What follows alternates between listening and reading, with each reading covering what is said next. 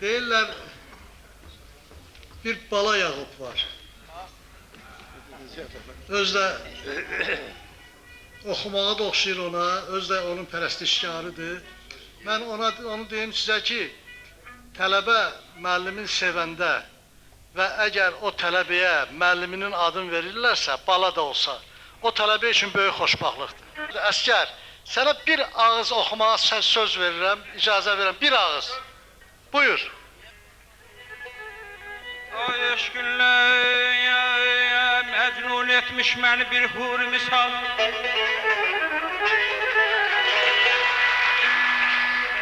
Ay eşkünlə məcnun etmiş məni bir hur misal. Onun əlində görməkdəyəm daima min zavayal. Zülfün hər kəməndi səbrimi bəndə saldı. İmanımı yaldı yerdən üzündəki qara xal ölürəm, ölürəm,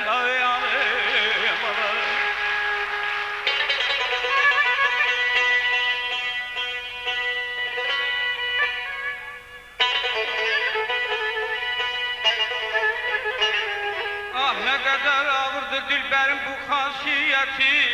Ey doğrudan da çox pis oldun ya, bizə üz verən bu hayaya.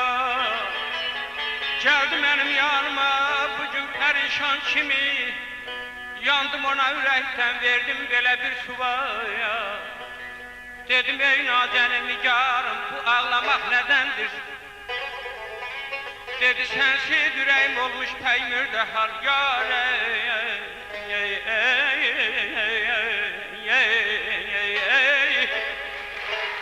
Yâre bu nə haldır, kim görsə bu cemalı, hər gözdə ayrı ləkrə cilvələnər bir xəyal.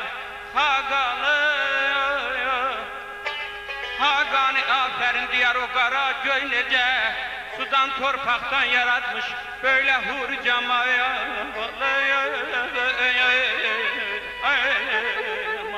Nazlı yarım eyleme, bağrımı kan eyleme.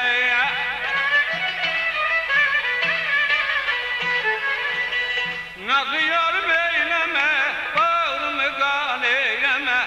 Sen benim, sen ben, senin bala özce hayal eyleme. Sen benim, sen ben, senin bala özce hayal eyleme. Özüne bak oğlanın, sözüne bak oğlanın. Elbet eve gelersen bala, görsen əməl eylərəm. Elbet eve gelersen bala, görsen əməl